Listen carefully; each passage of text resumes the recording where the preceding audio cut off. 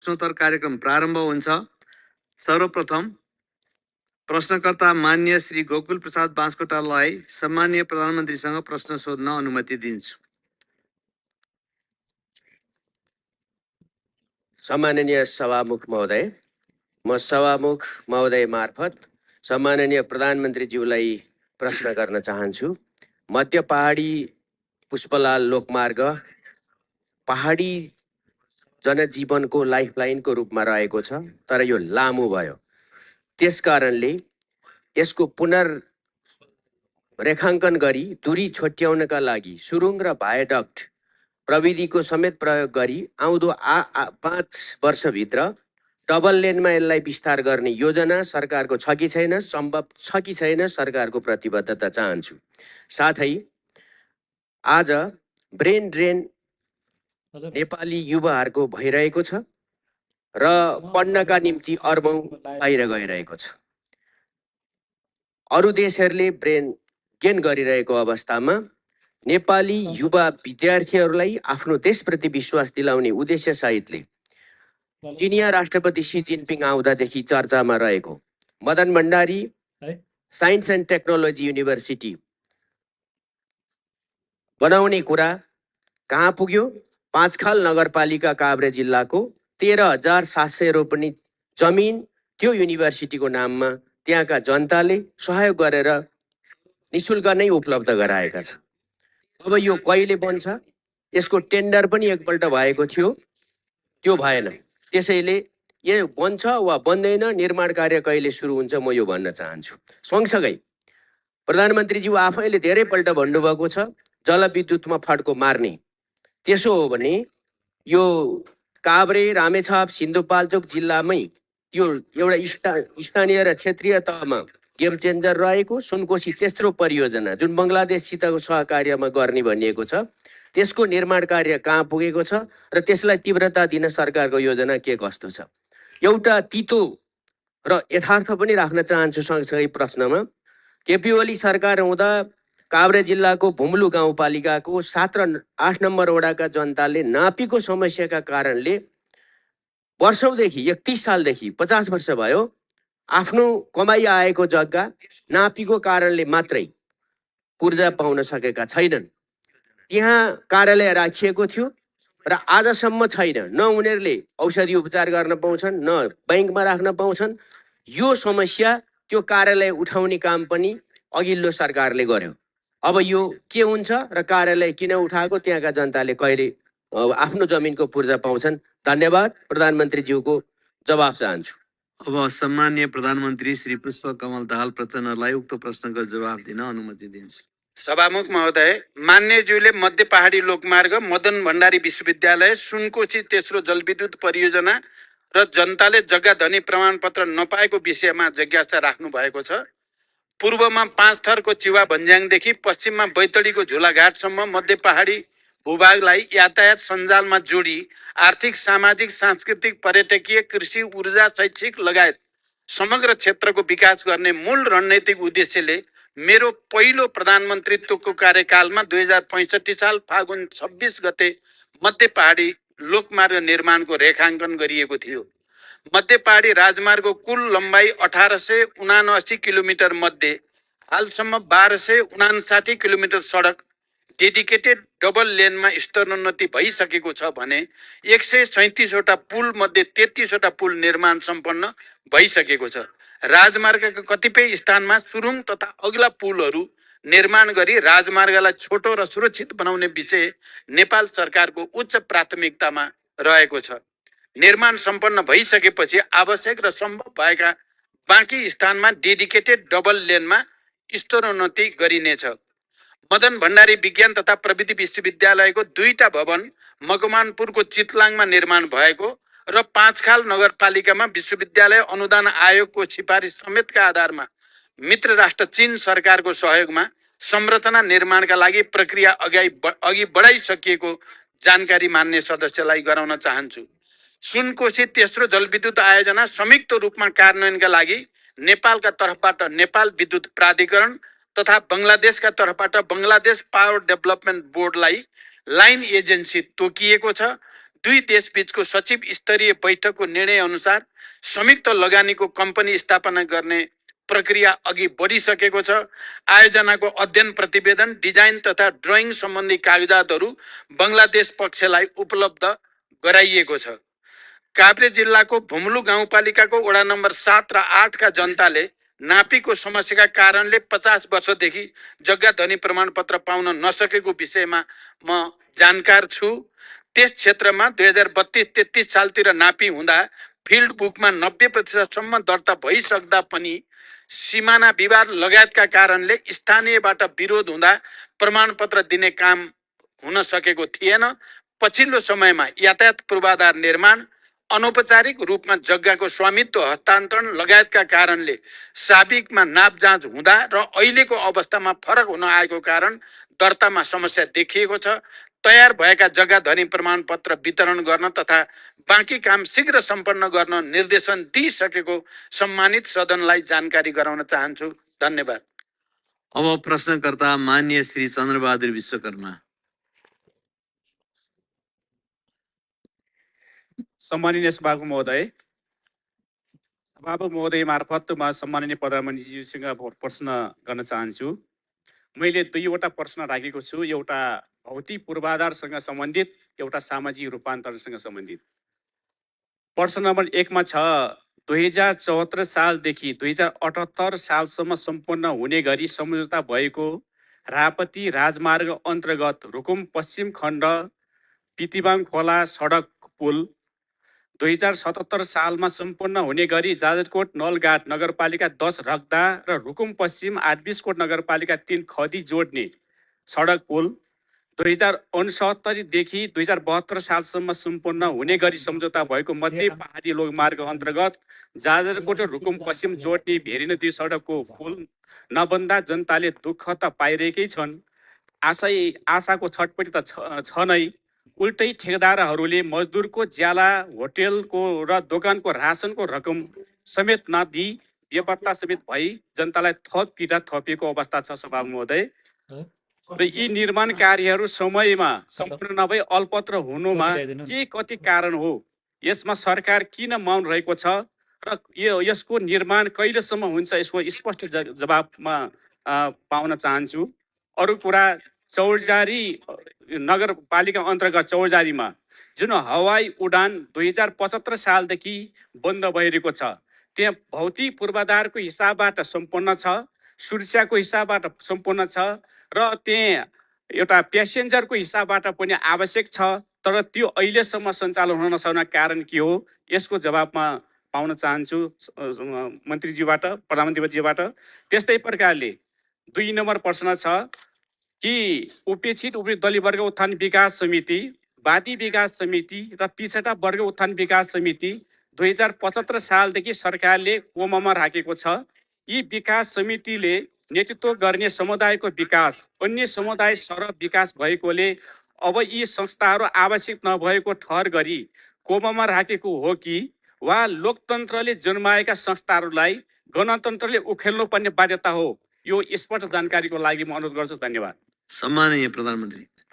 सम्मान्य सभामुख महोदय, जाजरकोट र रुकुम पश्चिम जोड्ने भेरी नदी पुल विक्रम सम्वत 2069 मा सम्झौता भई निर्माण सुरु भएकोमा विभिन्न कारणवश निर्माण व्यवसायले कार्य अधुरो छाडेकोले यही आर्थिक वर्षमा ठेक्का अन्त्य गरी नयाँ ठेक्का आह्वान गरिएको, तर कुनै पनि निर्माण व्यवसायको प्राविधिक प्रस्ताव स्वीकृत नभएकोले ठेक्का कार्य अगाडि बढाउन नसकिएको हो।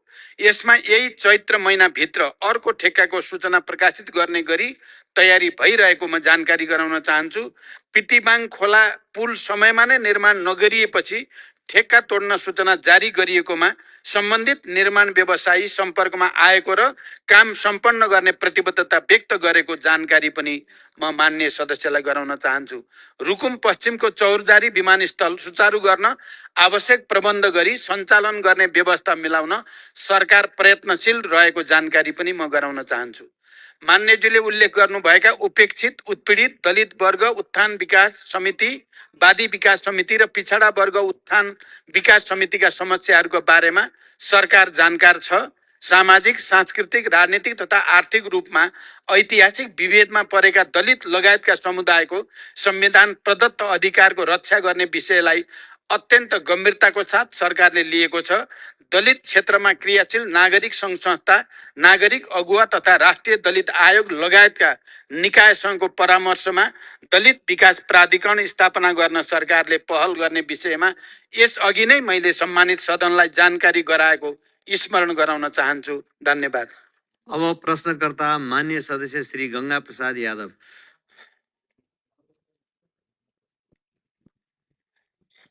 सम्मान्य सभामुख महोदय मार्फत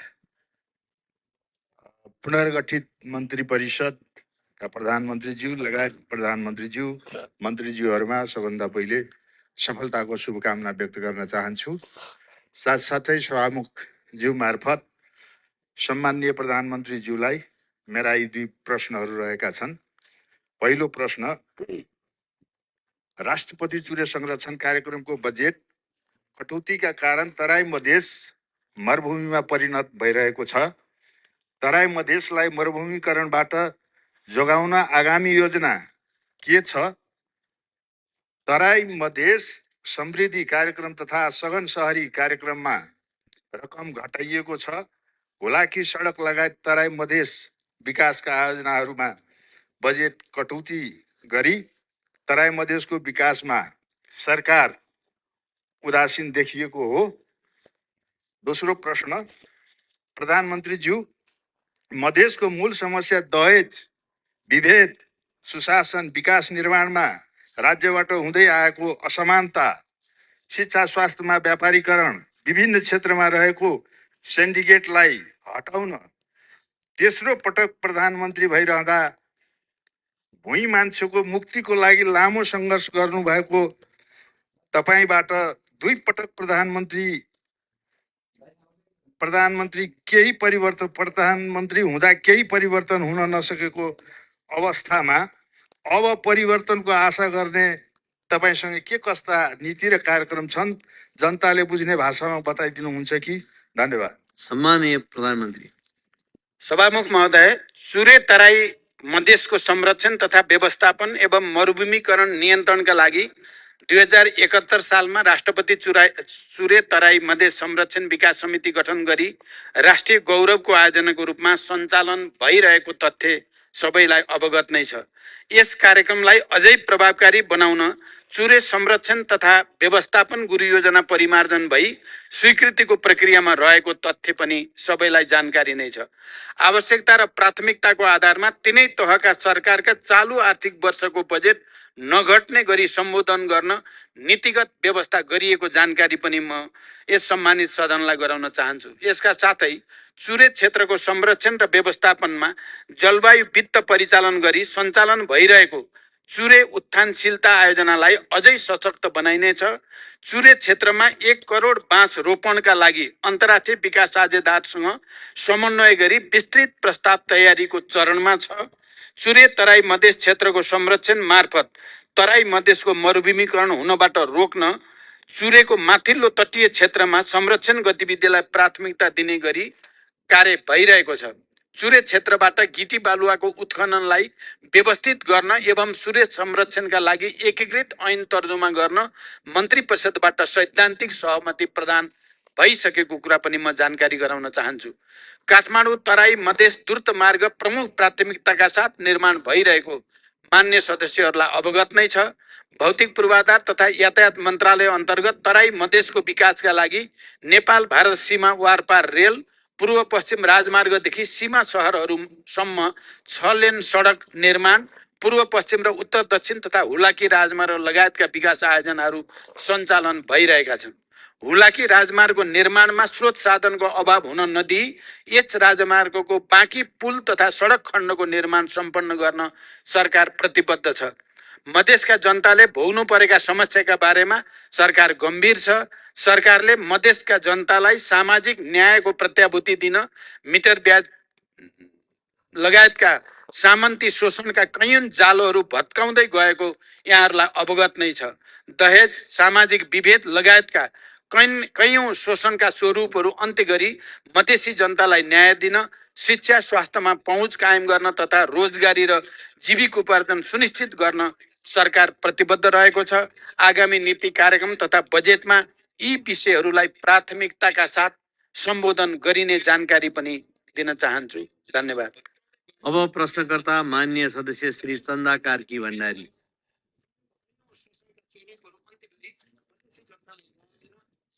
माननीय सभामुखज्यू, हुन त मैले सोध्न पर्ने प्रश्नको क्वेसन चाहिँ पहिले नै आउट भइसकेको छ। सम्मान्य प्रधानमन्त्रीज्यूलाई मैले प्रश्न सोध्नका लागि मात्रै मैले सोधेको होइन। प्रधानमन्त्रीज्यू, यहाँको ध्यानाकर्षण भएपछि यो कामले पक्कै पनि गति लिन्छ र चाहेमा फत्ते पनि हुन्छ भन्ने विश्वासले मात्रै मैले यो प्रश्न राखेको हुँ। र स्वास्थ्य सबैको लागि सबैभन्दा महत्त्वपूर्ण कुरा हो भनेर म भन्दै आएको छु, कराउँदै आएको छु। तर बुझ्नेलाई यो कुरा गहिरो छ, नबुझ्नेलाई मैले बुझाउन धेरै समय लाग्छ। प्रधानमन्त्रीज्यू, संविधानको धारा 35ले स्वास्थ्यलाई मौलिक हकको अन्तर्गत राखेको छ र यो मौलिक हकको प्रत्याभूति आम नागरिकलाई गराउने सबैभन्दा उपयुक्त माध्यम स्वास्थ्य बिमा कार्यक्रम नै हो भन्ने कुरामा दुई मत छैन। वर्तमान संविधानको धारा 51 ज पनि नागरिकको स्वास्थ्य बिमा सुनिश्चित गर्ने व्यवस्था मिलाउने कुरा प्रष्ट उल्लेख पनि गरिएको छ। तर सरकारले बिमा कार्यक्रम लागू गरेको 7.5 वर्ष भइसक्यो, तर पनि हाम्रो स्वास्थ्य बिमा कार्यक्रम प्रभावकारी बन्न सकेको छैन। प्रधानमन्त्रीज्यू, देशभरमा 43% मात्रै स्वास्थ्य बिमा पुगेको छ भने मध्य प्रदेशमा, म फेरि दोहोऱ्याउँछु, मध्य प्रदेशमा 8.6% नागरिकले मात्रै बिमा सेवा पाएको चित्त दुख्दो तथ्याङ्क छ। प्रधानमन्त्रीज्यू, यहाँको ध्यान आकर्षण गराउन चाहन्छु। कर्णाली र सुदूरपश्चिमको हालत पनि त्यस्तै छ। यसको कार्यान्वयनमा भएको यस्तो कमजोरीको कारण के होला? प्रधानमन्त्रीज्यू, बिमितहरूको लागि गुणस्तरीय स्वास्थ्य सेवा, तोकिएको औषधिको उपलब्धता र उपचार प्रक्रिया नभएर हो कि स्वास्थ्य संस्था पहुँचमा नहुँदा योगदानको प्रिमियम बुझाउन पर्ने कुनै औचित्य नभएर हो कि अस्पतालहरूलाई बिमितको औषधि उपचार खर्च बापतको भुक्तानी बिमा बोर्डले समयमा नदिएर हो कि निजी क्षेत्रको अस्पताल र मेडिकल कलेजहरूलाई संलग्न गराउन नसकेर हो कि स्वास्थ्य बिमा बोर्डमा आवश्यक दक्ष जनशक्ति नभएर स्वास्थ्य बिमा बोर्ड आफै बिरामी भएर हो कि स्थानीय तहमा बिमा ज्ञान सम्बन्धी अन्तर्क्रिया हामीले गर्न नसकेर हो कि? प्रधानमन्त्रीज्यू, अब सरकारले जनतामा कसरी स्वास्थ्य बिमाको पहुँच बढाउने हो र बिमाका आधारमा सन् 2030 सम्ममा सबैका लागि स्वास्थ्य सेवा सुनिश्चित गर्न लिएको लक्ष्य हामीले कसरी पुरा गर्ने होला? धन्यवाद। सम्माननीय प्रधानमन्त्री। सभामुख महोदय, मान्यज्यूले स्वास्थ्य बिमालाई प्रभावकारी बनाउने विषयमा सान्दर्भिक जिज्ञासा राख्नु भएको छ। नागरिकहरूको स्वास्थ्य उपचारका क्रममा हुने वित्तीय जोखिम कम गर्न स्वास्थ्य बिमा बोर्ड मार्फत सामाजिक स्वास्थ्य बिमा कार्यक्रम सञ्चालनमा रहेको छ। हालसम्म 33.2% घर परिवार तथा 24.7% जनसङ्ख्या स्वास्थ्य बिमाको दायरामा आएको र 75.751 पालिकासम्म स्वास्थ्य बिमाको पहुँच पुगेको छ। तोकिएका औषधिको उपलब्धता र उपचार प्रक्रिया सरल बनाउन 2081 वैशाख 1 देखि लागू हुने गरी छुट्टै रिफिल काउन्टरको व्यवस्था गरी औषधि वितरण गर्ने तथा ज्येष्ठ नागरिकलाई सबै सेवा प्रदायक अस्पतालहरूबाट प्रत्येक मङ्गलबार जेरियाट्रिक क्लिनिक मार्फत सेवा दिने व्यवस्था मिलाइएको छ। यसैगरी आधारभूत अस्पतालहरूबाट बिमा सेवा सुरु गर्ने र निजी तथा सामुदायिक अस्पतालहरूलाई समेत सूचीकृत गरी सेवा विस्तार गर्ने तयारी भइरहेको छ। बिमितको औषधि उपचार खर्च बापतको भुक्तानी अस्पतालहरूलाई समयमै शोध भर्ना गर्न थप जनशक्तिको व्यवस्था गरी हरेक 2 महिनामा शोध भर्ना हुने व्यवस्था मिलाइएको छ। स्वास्थ्य बिमा बोर्डको स्थायी संगठन संरचना स्वीकृतिको प्रक्रियामा रहेको छ। दक्ष जनशक्ति व्यवस्थापनका लागि 155 जना जनशक्ति पदपूर्तिको प्रक्रिया अगाडि बढिसकेको छ। स्वास्थ्य बिमा कार्यक्रममा देखिएका समस्या समाधान गर्न लागि अनलाइन सदस्यता तथा नवीकरणसँगै बिमा सक्रिय हुने व्यवस्था सहित स्वास्थ्य बिमा नियमावली संशोधनको प्रक्रियामा रहेको छ। त्यसै गरी 25 जिल्लामा 2074 सालमा वितरण भएका गरिब परिचय पत्रको म्याद थप गर्ने र बाँकी जिल्लामा पनि यसलाई विस्तार गर्दै सरकारले अति गरिब नागरिकको प्रिमियमको व्यवस्था गरी बिमा गर्ने विषयमा गृह कार्य गरिरहेको छ।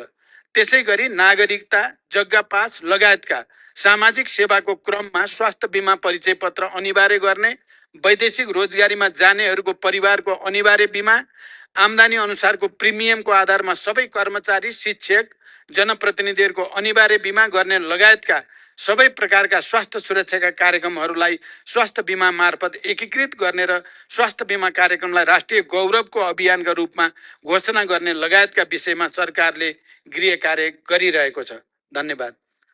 अब प्रश्नकर्ता मान्य सदस्य डाक्टर चन्द्रकान्त भण्डारी।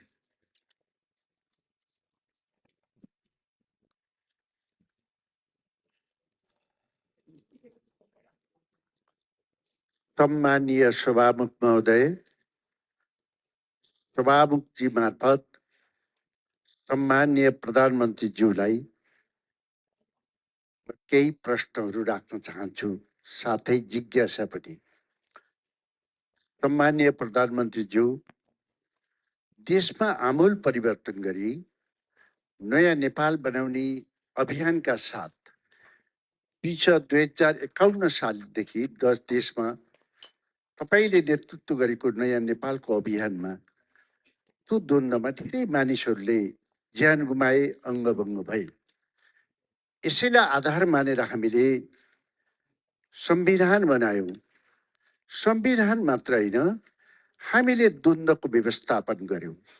त्यो व्यवस्थापन विश्वको उदाहरण पनि बनेको छ। त्यो अभियानले मुलुकलाई आमूल परिवर्तन गर्नुपर्ने हो, आर्थिक सामाजिक रूपले।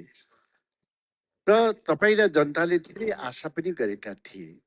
तर आज अझ बढी गरिबी, अझ बढी अराजकता, अझ बढी कुशासन, अझ बढी आर्थिक अनुशासनहीनता बढिरहेको छ। भ्रष्टाचारको त हामी पुरै नगरौँ, जुन कुरा मैले हिजो पनि बोलेको छु। तपाईको अनुभवमा यसको समाधानको उपाय के होला? देशमा देखेका परेका यस्ता तमाम समस्याहरू समाधान गर्न तपाईको कार्ययोजना के छ? दोस्रो, नेपालमा वर्षमा झन्डै 50-60 हजार व्यक्तिहरू जलनबाट पीडित हुने गरेका छन्। जलनको उपचार अत्यन्त खर्चिलो र पीडादायक हुन्छ। नेपालमा यसको उपचारको लागि आधुनिक अस्पतालको अभाव मात्र होइन, छैन। गरिबीका कारण विदेशमा उपचार गराउन नसक्ने कयौं व्यक्तिहरूले मृत्युवरण गर्नु परेको छ। जलनको उपचारका लागि अस्पताल निर्माण गर्न नेपाल सरकारले 2079 फाउनमा निर्णय पनि गरेको थियो। यसको लागि हामीसित जग्गा पनि छ, हामीसित पैसा पनि छ। नेपाल ट्रस्टमा, जसको कानुनी व्यवस्था गरिएको छ, तसर्थ हालसम्म कार्यान्वयन हुन सकेको छैन। यो निर्णयलाई कार्यान्वयन गर्न जलौन अस्पताल निर्माणका लागि कहिले प्रधानमन्त्रीबाट शिलान्यास हुन सक्छ, यो जानकारी चाहन्छौँ। प्रधानमन्त्रीजी, म ध्यान आकर्षण गराउन चाहन्छु, निर्वाचन क्षेत्र सडकहरू छन् हाम्रा छन्, जो अहिले बीचको निम्ति तयार भएर बसेका छन्। यदि हामीले अहिले बजेटहरू छुट्याउ 15-20 करोड छुट्यायो भने हामी काम गर्न सक्छौँ, होइन भने सरकारको अरबौं लस हुन सक्छ। यसपट्टि म ध्यान आकर्षण गर्न चाहन्छु। धन्यवाद। सम्मानीय प्रधानमन्त्री। सभामुख महोदय, मान्यज्यूले अत्यन्त संवेदनशील र महत्त्वपूर्ण प्रश्न गर्नुभएको छ। मैले यस सम्मानित सदन समक्ष विश्वासको मत लिने क्रममा समेत यस बारेमा आफ्ना धारणाहरू राखिसकेको छु।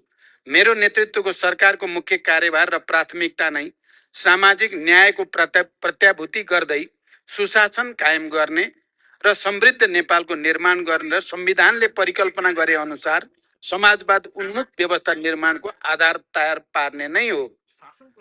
हालसम्म प्राप्त उपलब्धिहरूको रक्षा गरेर मात्र संविधानले परिकल्पना गरे अनुरूप लक्ष्य पूरा गर्न सकिन्छ भन्ने मेरो धारणा छ। तर अहिलेकै परम्परागत कार्यशैली, परम्परागत सोच, चिन्तन र प्रणालीबाट हामीले सोचे अनुरूप लक्ष्य हासिल हुन नसक्नेमा पनि म पुनः जोड दिन चाहन्छु। यही मुख्य राजनीतिक तथा वैचारिक आधारमा सरकारको नेतृत्व लिएदेखि नै सुशासन कायम गर्न सरकार हरदम प्रयासरत छ। इतिहासमा नै ठुला ठुला भ्रष्टाचारका काण्डहरू अनुसन्धान भएका छन्। सुशासनको नयाँ र ऐतिहासिक मानकहरू स्थापित हुँदै गएका छन्। त्यसै गरी गरिबीको अन्त्य गर्न, सामाजिक निराशालाई चिर्न, आर्थिक प्रणाली तथा जनतालाई प्रत्यक्ष प्रत्याभूति हुने किसिमका सामाजिक सुरक्षा, रोजगार लगायतका कतिपय कार्यहरू अघि बढेको यहाँहरूलाई अवगत नै छ।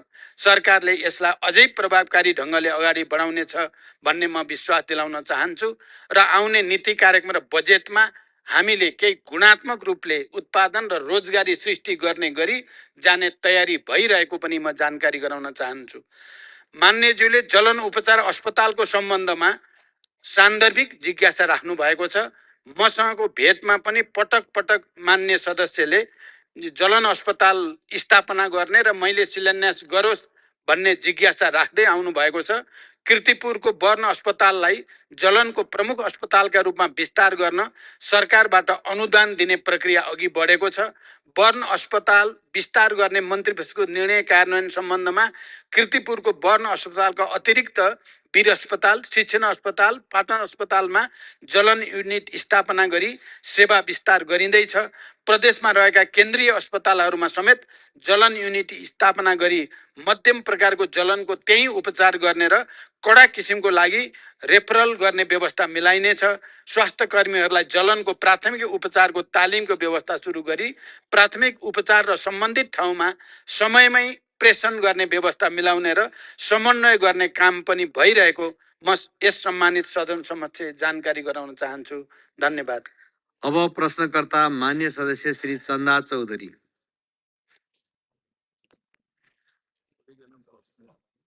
सम्मानीय सभामुख मार्फत सम्मानीय प्रधानमन्त्रीजीलाई मेरो प्रश्न। सम्मानीय सभामुख महोदय, सन् 2016 चिनिया एक्जिम ब्याङ्कसँग 22 अर्ब ऋण लिएर बनाइएको पोखरा अन्तर्राष्ट्रिय विमानस्थलको अहिलेसम्म ऋण 28 अर्बभन्दा बढी पुगिसकेको छ। अबको 13 वर्षमा चिनिया ब्याङ्कलाई सबै सावा ब्याज तिर्न भनी शर्त राखिएको उक्त विमानस्थल बनाउन मात्र हाम्रो आन्तरिक स्रोतबाट जग्गा अधिग्रहणको लागि 9 अर्बभन्दा बढी खर्च भएको छ। यसरी ऋण सहित लगभग 32-33 अर्बमा बनेको अन्तर्राष्ट्रिय विमानस्थल उद्घाटन भएको 14 महिनासम्म पनि कुनै अन्तर्राष्ट्रिय व्यावसायिक उडान नहुनु भनेको कतै यो संरचना हाम्रो लागि ऋण पासो त बनिरहेको छैन। उक्त विमानस्थल सम्मानीय प्रधानमन्त्रीज्यूले नै आजभन्दा 14 महिना अघि उद्घाटन गर्नुभएको थियो र चिनिया इन्भेस्टरले उक्त कार्यक्रममा पोखरा अन्तर्राष्ट्रिय विमानस्थल उहाँको बेल्ट एन्ड रोडको उपहार हो भनेर सार्वजनिक रूपमा भन्नुभएको थियो। 1 वर्ष बित्दा चिनिया ब्याङ्कलाई नै तिर्नुपर्ने सावा ब्याज बढेर हामीले धान्न नसक्ने परियोजनालाई चीनले नै आफ्नो उपहार भने र भन्नु, अर्थतन्त्रले धान्नै नसक्ने परियोजनाहरू सञ्चालन गर्नु हो। सम्मानीय प्रधानमन्त्रीज्यू, 1 वर्षमा 4 वटा चार्टर फ्लाइट र त्यहीबाट फर्किँदा एउटा व्यावसायिक उडान भनेर पोखरा अन्तर्राष्ट्रिय विमानस्थलले उडान उक्त 30 अर्बभन्दा बढी ऋण अबको 13 वर्षमा कसरी तिर्न सक्छ? सम्मानीय सभामुखजी मार्फत सम्मानीय प्रधानमन्त्रीजीलाई मेरो यो क्वेसन, उक्त विमानस्थलले सो ऋण आफै तिर्न सक्ने गरी सक्षम बनाउनको लागि सम्मानीय प्रधानमन्त्रीजीको अहिलेको योजना के होला भनेर सम्मानित सदन र जनतालाई जानकारी गराइदिन हुनको लागि हार्दिक अनुरोध गर्दछु। धन्यवाद। जय नेपाल। सम्माननीय प्रधानमन्त्री। सभामुख महोदय, पोखरा विमानस्थलबाट अन्तर्राष्ट्रिय उडान सञ्चालन तथा व्यवस्थापनका लागि सार्वजनिक निजी साझेदारीको आधार तयार गर्न समिति गठन भई कार्य भइरहेको जानकारी गराउन चाहन्छु। समितिको प्रतिवेदनका आधारमा विमानस्थल सञ्चालन तथा अन्तर्राष्ट्रिय उडानका बारेमा आवश्यक व्यवस्था मिलाइनेछ। पोखरा अन्तर्राष्ट्रिय विमानस्थल निर्माणका लागि लिएको ऋणलाई अनुदानका रूपमा रूपान्तरण गर्न कूटनीतिक पहल सुरु गरिएको छ। यससँग जोडिएका वित्तीय व्यवस्थापनका विषयमा आवश्यक समन्वय गरिनेछ। पोखरालाई पर्यटकीय राजधानी घोषणा गरिएसँगै यस विमानस्थलबाट देशका विभिन्न क्षेत्रमा क्षेत्रीय विमानस्थल र अन्य विमानस्थल समेत हवाई सेवा सञ्चालन गरी आन्तरिक पर्यटनको विकास गर्ने कार्य सरकारको प्राथमिकतामा रहेको छ। हालै भएको मेरो चीन भ्रमणका सन्दर्भमा चीनका विभिन्न सहरहरूबाट अन्तर्राष्ट्रिय उडान सिधै पोखरा अन्तर्राष्ट्रिय विमानस्थलमा ल्याउनको लागि छलफल र एउटा सैद्धान्तिक सहमति भएको छ। मलाई विश्वास छ छिटै त्यस्ता अन्तर्राष्ट्रिय उडानहरू पोखरा अन्तर्राष्ट्रिय विमानस्थलमा आउनेछन् र यो समस्याको समाधान हुनेछ। धन्यवाद। अब प्रश्नकर्ता मान्य सदस्य श्री छिरिङ डमडुल लामा भोटे।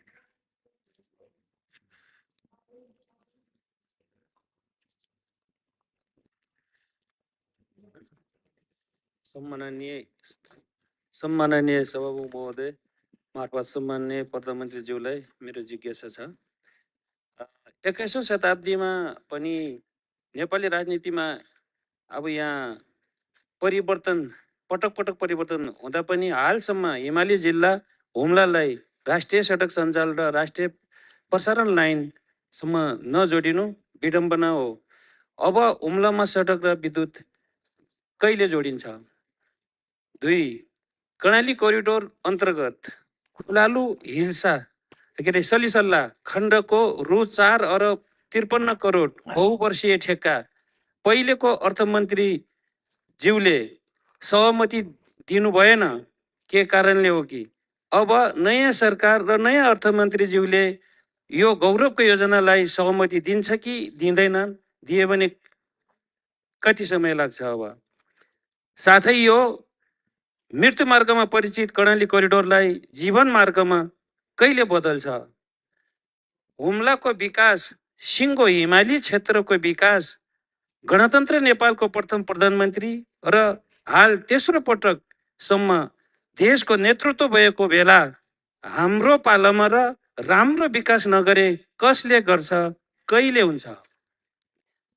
अब के अबको बजेटमा हिमाली क्षेत्रलाई, हुम्लालाई लगायत सबै दुर्गम जिल्लालाई समान बजेट वितरण गर्छ? हुम्लालाई सडक, विद्युत, स्वास्थ्य र शिक्षाको पहुँच केन्द्र सरकार काठमाडौँ सरकारसँग कहिलेसम्म जोडिन्छ? सम्माननीय प्रधानमन्त्रीज्यूलाई मेरो जिज्ञासा यही छ। धन्यवाद। सम्माननीय प्रधानमन्त्री। सभामुख महोदय, हुम्ला जिल्लाको सदरमुकाम सिमीकोटलाई चालु आर्थिक वर्षभित्रै राष्ट्रिय सडक सञ्जालसँग जोड्ने गरी नेपाली सेना र सडक विभाग अन्तर्गत काम भइरहेको जानकारी म गराउन चाहन्छु। कर्णाली कोरिडोर र कर्णाली राजमार्ग समेतको सडकको अवस्था सुधार गर्न आवश्यक बजेट व्यवस्था गरिएको छ। कर्णाली कोरिडोरतर्फ सिमीकोटमा र पिलीचौरमा 2वटा योजना कार्यालय स्थापना गरी काम अगाडि बढिरहेको छ। कर्णाली राजमार्गतर्फ सडक डिभिजन सुर्खेत र जुम्लाबाट काम भइरहेको छ। खुलालु सल्लिसल्ला खण्डको सुधारका लागि बहुवर्षीय योजना ठेक्का गरिने र आगामी आर्थिक वर्षको बजेटमा समेत कर्णाली कोरिडोरलाई उच्च प्राथमिकतामा राखिने जानकारी पनि म मान्य सदस्यलाई गराउन चाहन्छु। कर्णाली प्रदेशका डोल्पा, जुम्ला, मुगु तथा हुम्ला जिल्लामा विद्युतीकरण विस्तारका लागि गत आर्थिक वर्षमा नै ठेक्का व्यवस्था भएको र डिजाइन ड्रइङ स्वीकृति भइसकेको छ। जुम्ला सदरमुकामसम्म 33 केबी प्रसारण लाइन विस्तार भएको र जुम्लाबाट मुगु सदरमुकाम तथा मुगु सदरमुकामबाट हुम्ला जिल्ला सदरमुकाम तथा अन्य स्थानमा समेत विद्युतीकरण गर्न ठेक्का सम्झौता गरिएको छ। निर्माण व्यवसायीबाट आगामी 2 वर्षभित्र 33 केबी क्षमताको प्रसारण लाइन निर्माण सम्पन्न गरी विद्युतीकरण विस्तार गर्ने योजना रहेको बेहोरा समेत म यस सम्मानित सदनलाई जानकारी गराउन चाहन्छु।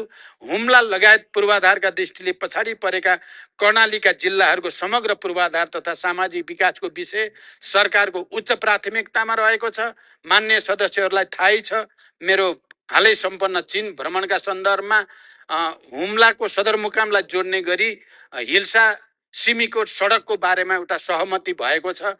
चीन सरकारले त्यसमा अनुदान सहयोग गर्ने सहमति भइसकेको जानकारी पनि म गराउन चाहन्छु। धन्यवाद। अब प्रश्नकर्ता मान्य सदस्य श्री जनार्दन शर्मा। सम्मान्य सभामुख महोदय मार्फत सम्मान्य प्रधानमन्त्रीलाई म प्रश्न गर्न चाहन्छु। सङ्घीय लोकतान्त्रिक गणतन्त्रको ऐतिहासिक उपलब्धिहरूलाई समाप्त पार्ने आवाजहरू उठिरहेको सन्दर्भ छ। यस्तो अवस्थामा सरकारले संविधान कार्यान्वयन गरी संघीयतालाई प्रभावकारी बनाउन पहल गर्न आवश्यक छ। संघीयतालाई प्रभावकारी बनाउन कानुनहरू निर्माण गर्नमा ढिलाइ भइरहेको छ। यो अवस्थालाई अन्त गरी संघीयता कार्यान्वयनका लागि महत्त्वपूर्ण ऐनहरू निर्माण गरी प्रदेश र स्थानीय तहलाई प्रभावकारी बनाउन आवश्यक छ। यस सन्दर्भमा सरकारले निर्णय गरी कार्यान्वयन गर्न सक्ने कतिपय कामहरू पनि ढिला हुन गइरहेको छ। यस सन्दर्भमा जस्तो प्रदेश प्रहरी समायोजनको कामबारे आलटाल भइरहेको समायोजन कहिले हुन्छ भनेर म सोध्न चाहन्छु। त्यसै गरी अर्को कुरा, यो नेपाल एउटा विभिन्न खालको जोखिममा रहेको छ र भूकम्पको ठुलो जोखिममा छ। जाजरकोटको रामीडाँडा बझाङ डोटीमा गएको भूकम्पले गरेको क्षतिको पुनर्निर्माण गर्न बजेटको व्यवस्था गरी कामहरू कुन मितिबाट प्रारम्भ गरिनेछ भन्ने कुरा प्रश्न पारिदिनु भएमा आभारी हुने थिएँ। धन्यवाद। सम्माननीय प्रधानमन्त्री। सभामुख महोदय, संघीयता कार्यान्वयन गर्न आवश्यक ऐन निर्माणका लागि राष्ट्रिय सभाको विधान समिति र संघीयता कार्यान्वयन अध्ययन तथा अनुगमन संसदीय विशेष समितिले दिएको सुझाव कार्यान्वयन गर्ने विषय सरकारले उच्च प्राथमिकतामा राखेको छ। यस अनुरूप निजामती कर्मचारीसँग सम्बन्धित ऐन लगायत कतिपय ऐनहरू मस्यौदा तयार भई सम्मानित सदनमा प्रवेश भइसकेका छन् र कतिपय मस्यौदाको चरणमा रहेका छन्। लामो समयदेखि प्रतीक्षा गरिएको संघीय निजामती ऐन सदनमा दर्ता भइ नै सकेको छ।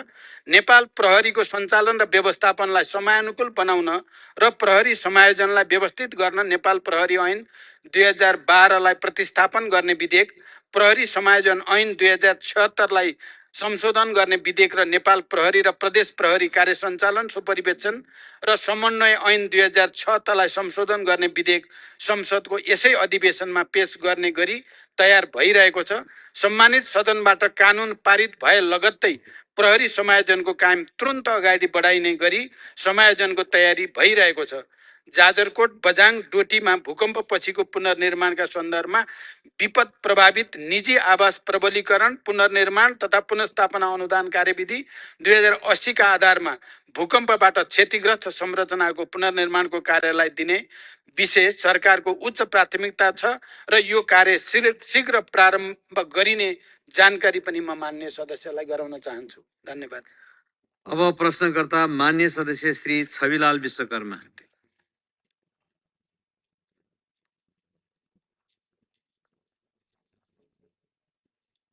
सम्माननीय सभामुख महोदय, मैले प्रतिनिधित्व गर्ने रूपन्देही निर्वाचन क्षेत्र नम्बर 1 समेतका नेपाली जनताका तर्फबाट यो सम्मानित सदनमा सम्माननीय प्रधानमन्त्रीज्यूबाट निम्न प्रश्नहरूको जवाब चाहन्छु। आज पनि यो देशमा लाखौं लाख जनता भूमिहीन, सुकुम्बासी र अव्यवस्थित बसोबासी छन्। देशको संविधानले मौलिक हकमा नै यिनको अधिकारलाई सुनिश्चित गरेको छ। भूमिहीन दलितको हकमा सोको कार्यान्वयन गर्न कानुन समेत बनिसकेको छ। कानुनमा 3 वर्षभित्र जग्गा उपलब्ध गराउने भनिएको छ। त्यो 3 वर्ष कहिले आउँछ प्रधानमन्त्रीज्यू? यस प्रकार वर्षौं वर्ष जमिन भोग चलन गरेका तर आफ्नो नाममा केही नभएका राष्ट्रिय आवास कम्पनीको आलटालले पीडित यी अव्यवस्थित बसोबासीको समस्या कहिले सम्बोधन हुन्छ? पुस्ता दर पुस्ता सुकुम्बासी हुन बाध्य यी जनतालाई लाल पूर्जा चाहियो, आश्वासन अब चाहिएन, पुग्यो। हामी भन्दैछौँ व्यवस्था बदल्यौँ, अब जनताको अवस्था बदल्छौँ।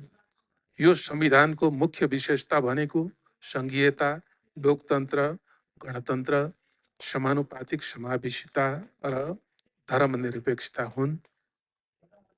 यसमा कुनै दुविधा छैन।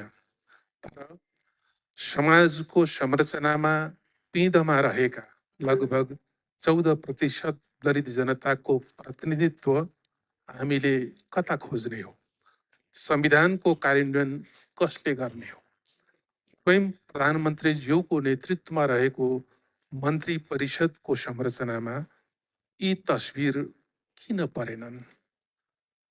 प्रदेश सरकारदेखि राज्यका सबैजसो नीति निर्माण र कार्यान्वयनका महत्त्वपूर्ण क्षेत्रमा यी पंक्तिहरू किन वञ्चित छन्?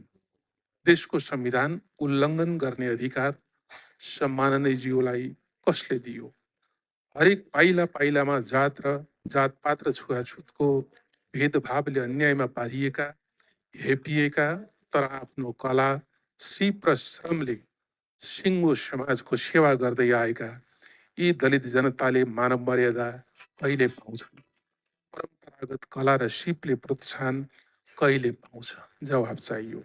सम्मानीय सभामुख महोदय, हाम्रो दक्षिणतर्फ छिमेकी भारतसँग लगभग 1800 किलोमिटर खुला सीमा छ।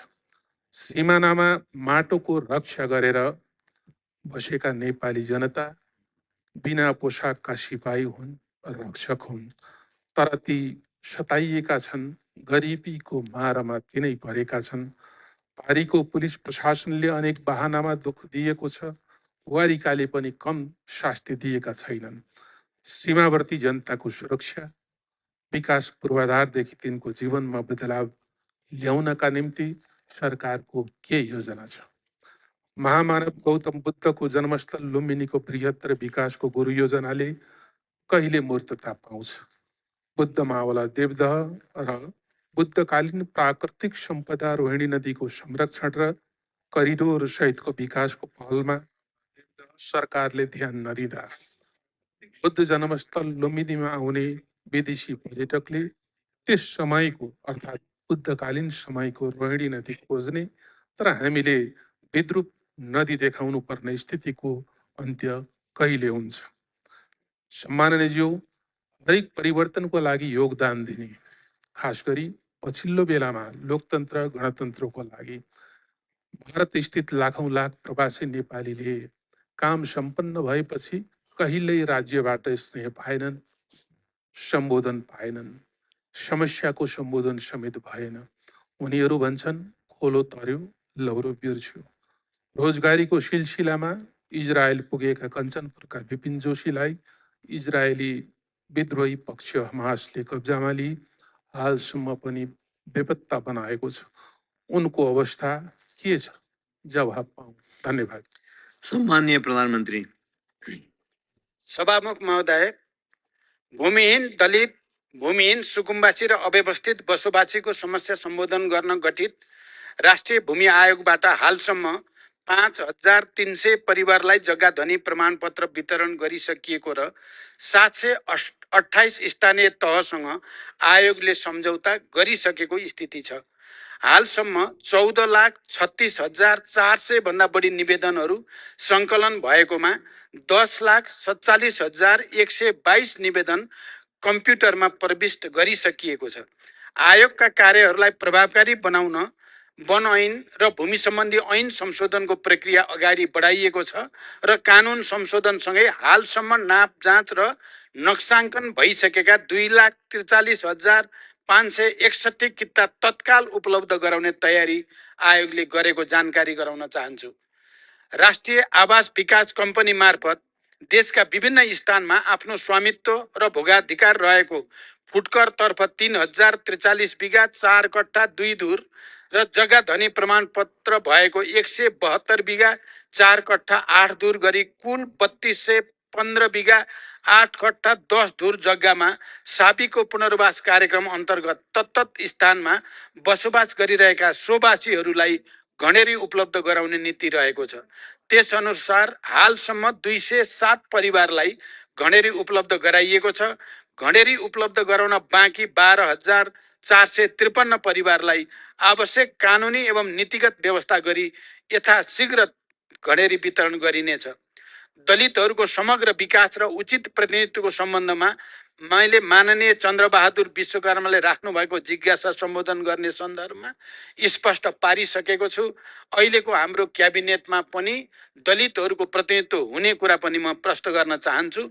सीमावर्ती क्षेत्रका नागरिकहरू सीमाका रक्षक हुन्। सीमा क्षेत्रका नागरिकको आर्थिक सामाजिक विकासका लागि सरकारले सीमा क्षेत्र विकास कार्यक्रम सञ्चालन गर्ने तयारी गरिरहेको छ। लुम्बिनी बृहत्तर विकास गुरु योजना राष्ट्रिय गौरवको आयोजनाको रूपमा कार्यान्वयन भइरहेको छ। थप सदन स्रोतको व्यवस्था गरी उक्त आयोजना कार्यान्वयनलाई तीव्रता दिइनेछ। लुम्बिनी विकास गृह योजनाभित्रका सम्पदाहरूको खोजी, उत्खनन र विकास गर्ने कार्यलाई निरन्तरता दिइनेछ। इजरायलमा अध्ययनका लागि गएका नेपाली विद्यार्थी विपिन जोशीको रिहाईका लागि सरकारले निरन्तर प्रयास गरिरहेको छ र सरकारले मध्यस्थकर्ता देशहरू मार्फत समेत निजको रिहाईको लागि संवाद अगाडि बढाएको कुरा पनि म प्रश्नसँग राख्न चाहन्छु। धन्यवाद। अब प्रश्नकर्ता मान्य सदस्य श्री गंगा कार्की।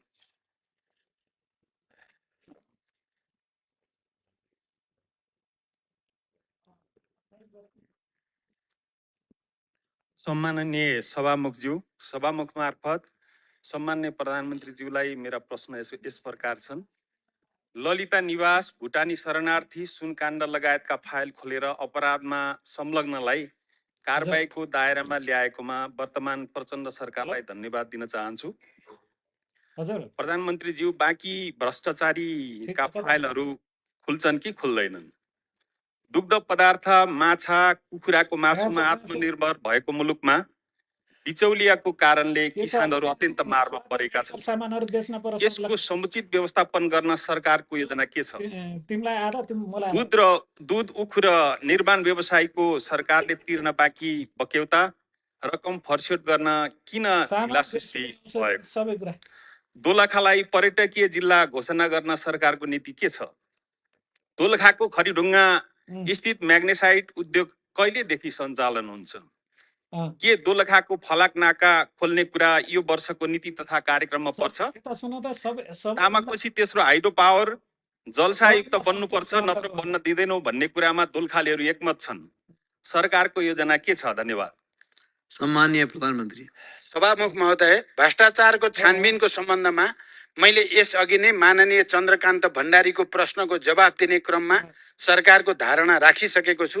मेरो नेतृत्वको सरकार गठन भएदेखि नै सरकारले भ्रष्टाचार विरुद्ध शून्य सहनशीलताको नीति लिँदै आएको छ र यो नीति निरन्तर जारी रहनेछ। मिटर ब्याज, भुटानी शरणार्थी, सुन तस्करी, सरकारी जग्गा हिनामेना लगायत जुनसुकै विषय वा क्षेत्रका अपराधिक क्रियाकलापको निष्पक्ष र तथ्यपरक अनुसन्धान तथा छानबिन गरी यस्ता कार्यमा संलग्न व्यक्ति वा समूहलाई कानुनी कारबाहीको दायरामा ल्याउन सरकार दृढ छ। भ्रष्टाचार नियन्त्रण गर्न आवश्यक नीतिगत, कानुनी तथा संस्थागत सुधार गर्ने विषय सरकारको उच्च प्राथमिकतामा रहेको छ। नेपाली कृषकहरूको निरन्तरको प्रयासबाट दूध, माछा र कुखुराको मासु उत्पादनमा देश आत्मनिर्भरताको नजिक पुगेको स्थिति छ। यसलाई स्थायित्व दिन सरकार निरन्तर प्रयत्नशील छ। दूध, माछा र कुखुराको मासुको मूल्य श्रृङ्खलालाई कृषकमुखी बनाउन उद्योगसँग खरिद सम्झौता एवं बाई ब्याक ग्यारेन्टी गरी साझेदारीमा उत्पादन, सङ्कलन, प्रशोधन, भण्डारण तथा बजारीकरणका कार्यक्रमहरू केन्द्रित गरिएका छन्। उखु किसानहरूले प्रोत्साहन अनुदान बापत पाउने गत वर्षको 1 अरब 32 करोड रुपियाँ भुक्तानी गरिसकिएको छ। आर्थिक वर्ष 71-72 को कञ्चनपुर र कपिलवस्तु जिल्लाका उखु किसानको पुरानो बक्यौता सम्बन्धित उद्योगबाटै भुक्तानी गराउन सरकारले समन्वय गरिरहेको छ। किसानलाई तत्काल दूधको मूल्य भुक्तानी गर्न नेपाल सरकारबाट दुग्ध विकास संस्थानलाई 30 करोड ऋणको व्यवस्था गरिएको छ। साथै अन्य उद्योगहरूका लागि आफ्नो उत्पादनलाई धितोमा राखी बैंक मार्फत ऋण प्रवाह गर्न सहजीकरण गरिएको छ। नेपालका महत्त्वपूर्ण स्थान तथा गन्तव्यलाई पर्यटकीय स्थल तोक्ने नीति अनुरूप दोलखा जिल्लामा रहेका पर्यटकीय गन्तव्यहरूको पहिचान गरी सङ्घ, प्रदेश र स्थानीय तहको समन्वयमा दोलखा जिल्लाको पर्यटन प्रवर्धनका लागि आवश्यक कार्य भइरहेको छ। तामाकोशी तेस्रो जलविद्युत आयोजनाका सन्दर्भमा आयोजनाको विस्तृत अध्ययन तथा डिजाइन कार्यपछि मात्रै आयोजना कुन रूपमा निर्माण गर्ने भन्ने निर्केल हुन्छ। आयोजनाको निर्माण गर्दा राज्यलाई बढीभन्दा बढी लाभ हुने गरी मात्र स्वीकृति दिइनेछ। दोलखाको म्याग्नेसाइट उद्योग सञ्चालनको लागि गठित कार्यदलले दिएको सञ्चालनको विकल्प सहितको प्रतिवेदन कार्यान्वयनका निम्ति अध्ययन भइरहेको छ। उक्त उद्योग सञ्चालनको लागि उद्योग सञ्चालक साझेदारले उद्योगको खानी क्षेत्रको थप अध्ययन गरिरहेको छ। प्राविधिक अध्ययन पश्चात उपयुक्तताको आधारमा उद्योग छिटै सञ्चालन गरिनेछ। दोलखाको फलाका नाका खोल्ने विषयमा मित्र राष्ट्र चीनसँग कूटनीतिक पहल भइरहेको र चीन सरकार सकारात्मक रहेको छ। छिमेकी देशहरूसँग जोडिएका सीमा नाका खोल्ने तथा व्यवस्थित गर्ने विषय सरकारको प्राथमिकतामा छ। निर्माण व्यवसायको बाँकी रकम भुक्तानी गर्ने विषयमा सम्बन्धित मन्त्रालयको माग बमोजिम आवश्यक रकम निकासा एवं भुक्तानी भइरहेको र बाँकी रकम समेत शीघ्र भुक्तानी दिने व्यवस्था मिलाइएको छ। धन्यवाद। अब प्रश्नकर्ता मान्य सदस्य श्री छिरिङ लामा तामाङ।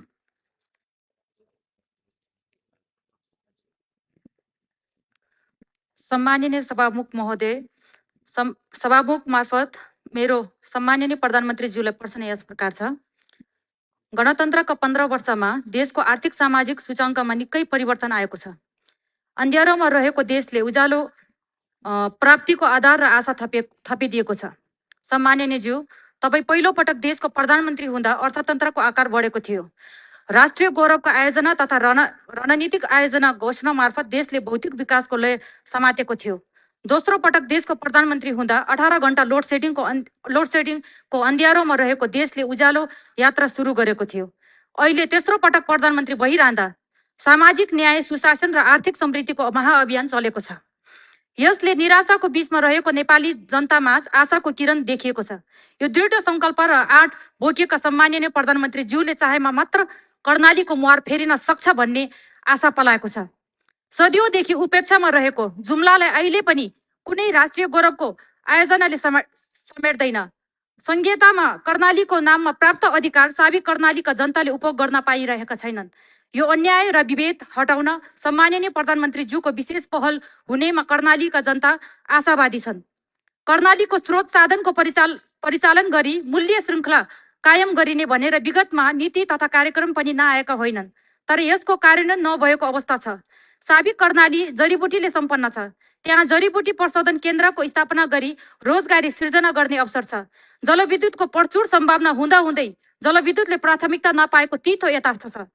2062-63 देखि सडकले प्राथमिकता पाए तापनि सडकले गुणात्मक फड्को मार्न सकेको छैन। सामाजिक आर्थिक विषयको उठान गर्नुपर्ने बेलामा सडकको मुद्दा उठाउनु परेको छ। यो विडम्बना कहिलेसम्म? त्यसैले जुम्ला र माथिल्लो कर्णालीको मुहार फेर्ने स्याउ तथा सिमी विकास बोर्डको गठन, जडीबुटी सङ्कलन तथा प्रशोधन केन्द्र स्थापना, जुम्लामा रहेको स्वास्थ्य विज्ञान प्रतिष्ठानलाई नेपालकै मेडिकल क्षेत्रको नमुना शैक्षिक संस्था बनाउन आवश्यक बजेट र पूर्वाधार विकास, जुम्ला एयरपोर्टले विस्तार कार्यालयलाई रणनीतिक महत्त्वको रूपमा कहिले अगाडि बढाउनुहुन्छ?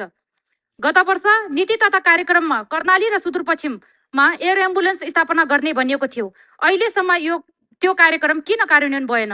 माथिल्लो कर्णालीका शैक्षिक जनशक्ति र राजनीतिक जनशक्तिको संरक्षण र अभिभावकत्व कसरी गर्नुहुन्छ? धन्यवाद। सम्माननीय प्रधानमन्त्री। सभामुख महोदय, कर्णाली प्रदेशको आर्थिक तथा सामाजिक रूपान्तरणका विषयमा सरकार गम्भीर छ। कर्णाली लगायतका प्रदेशहरूलाई समृद्ध बनाउन नै हामीले लामो सङ्घर्ष मार्फत सङ्घीय लोकतान्त्रिक गणतन्त्रको स्थापना गरेका हौँ। यही तथ्यलाई मध्यनजर गरेर गत वर्षको बजेटमा कर्णाली प्रदेशमा तुलनात्मक रूपमा सबभन्दा बढी बजेट विनियोजन भएको तथ्य मान्यज्यूहरूलाई अवगत नै छ। पूर्वाधारको कमी, गरिबी, दुर्गम र पिछडिएको क्षेत्रका रूपमा चिनिएको कर्णालीलाई समृद्ध कर्णालीमा रूपान्तरण गर्न तिनै तहका सरकारबाट एकीकृत प्रयास भइरहेको छ। कर्णाली क्षेत्रमा हुने जडीबुटी लगायत कृषि र वनजन्य उत्पादन प्रवर्धन, पर्यटन विकास र प्राकृतिक स्रोतको समुचित उपयोग मार्फत विकास र समृद्धिको अपार सम्भावना रहेको कर्णालीको मुहार फेर्न नेपाल सरकार प्रतिबद्ध छ। कर्णाली र सुदूरपश्चिम प्रदेश लक्षित एयर एम्बुलेन्स स्थापना गर्ने सम्बन्धमा सरकारले हाल विपदमा परेका नागरिक र गर्भवती महिलाहरूको उद्धारका लागि नेपाली सेनाको हेलिकप्टर 24 घण्टा नै सुर्खेतमा राख्ने व्यवस्था मिलाइएको छ। यसबाट जाजरकोटमा 358, रुकुम 21, जाजरकोटमा 358, रुकुम 21 जना भूकम्प प्रभावित नागरिकहरूको उद्धार गरिनुको साथै तथा कर्णाली प्रदेशका 221 जना र सुदूरपश्चिम प्रदेशका 107 जना महिलाहरूलाई सेवा प्रदान गरिसकिएको छ। धन्यवाद। अब प्रश्नकर्ता मान्य सदस्य श्री गोमा लाभ सापकोटा।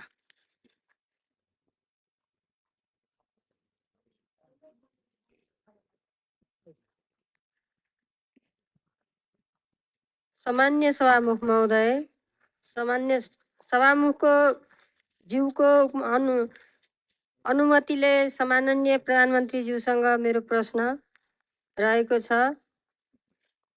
पोसाक दिवसको अवसरमा पारेर हाम्रो जनमत पार्टीले धोती लगाएर धोती दिवस मनाउने क्रममा हाम्रो पार्टीको राष्ट्रिय अध्यक्ष माननीय डाक्टर सिके राउतज्यू र माननीय मन्त्रीज्यूसहित 51 जनालाई प्रहरी प्रशासनद्वारा लछार पछार गरी बिना सूचना पक्राउ गरियो।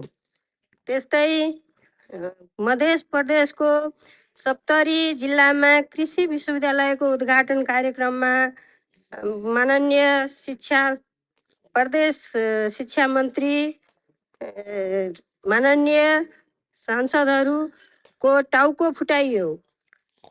यी दुईवटा घटनाहरूमा दोषीलाई सम्माननीय प्रधानमन्त्रीज्यूबाट कुन प्रकारको कारबाही गरियो जान्न चाहन्छु। यदि कारबाही हुँदैन भने त्यो ठाउँमा सम्माननीय प्रधानमन्त्रीज्यू आफै भइदिएको भए के हुन्थ्यो?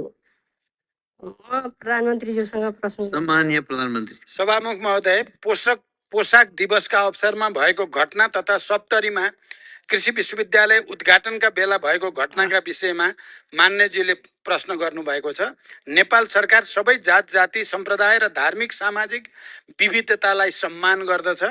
नेपाल सरकार सबै जात जाति सम्प्रदाय र धार्मिक सामाजिक विविधतालाई सम्मान गर्ने भएकै कारणले जनमत पार्टीका अध्यक्ष डाक्टर सिके राउत सहित मान्य मन्त्रीज्यूलाई धोती लगाएको आरोपमा नभई निषेधित क्षेत्र उल्लङ्घन गरेको कारणले नियन्त्रणमा लिइएको हो र उहाँको रिहाइका लागि गृहमन्त्री स्वयं नै महेन्द्र पुलिस क्लबमा गई सहजीकरण गरेको तथ्य पनि म प्रश्न गर्न चाहन्छु। मान्य मन्त्रीजी जो आफै बसेको क्याबिनेटले निषेधित क्षेत्र घोषणा गर्ने अनि आफै त्यो तोड्ने कार्य पो बरु त्रुटिपूर्ण भयो भन्ने हाम्रो भनाइ हो। त्यसै गरी मध्य प्रदेश स्थित सप्तरी जिल्लामा कृषि विश्वविद्यालयको उद्घाटनका क्रममा दुई पक्षको सम्भावित भिडन्त रोक्न र शान्ति सुरक्षा कायम गर्ने क्रममा तोकिएको सीमा रेखा पार गरी अघि बढ्न खोज्ने समूहलाई रोक्न सामान्य बल प्रयोग भएको थियो। यस घटनाका बारेमा प्रहरीमा कुनै जाहेरी नपरेको विषय समेत यस सम्मानित सदन समक्ष जानकारी गराउन चाहन्छु। धन्यवाद। अब प्रश्नकर्ता मान्य सदस्य श्री चित्रबहादुर केसी।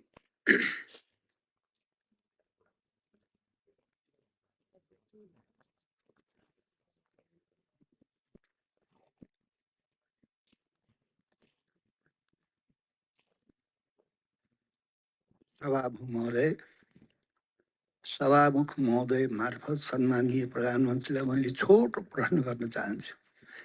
धेरै लामा लामा प्रश्न भूमिका म बाँधेर उहाँको समय खेर हाल्दिनँ। सम्मानीय प्रधानमन्त्रीज्यू, बागलुङबाट गलकोट सेवा केन्द्र लैजाने प्रतिबद्धता जनाउनु भएकोमा हालसम्म किन कार्यान्वयन भएन? यति हो मेरो प्रश्न। सम्माननीय प्रधानमन्त्रीज्यू। सभामुख महोदय, मान्य चित्रबहादुर केसीजीले पक्कै मलाई पटक पटक बागलुङबाट गलकोट सेवा केन्द्र लैजाने बारे राख्नु भएको छ र मैले त्यसको प्रतिबद्धता पनि व्यक्त गरेको छु।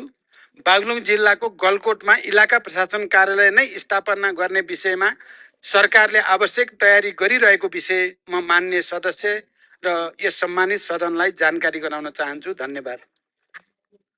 मान्य सदस्यहरू, आजको लागि निर्धारण गरिएको प्रधानमन्त्रीसँग प्रत्यक्ष प्रश्नोत्तर सम्बन्धी कार्यक्रम यही समाप्त हुन्छ। सम्माननीय प्रधान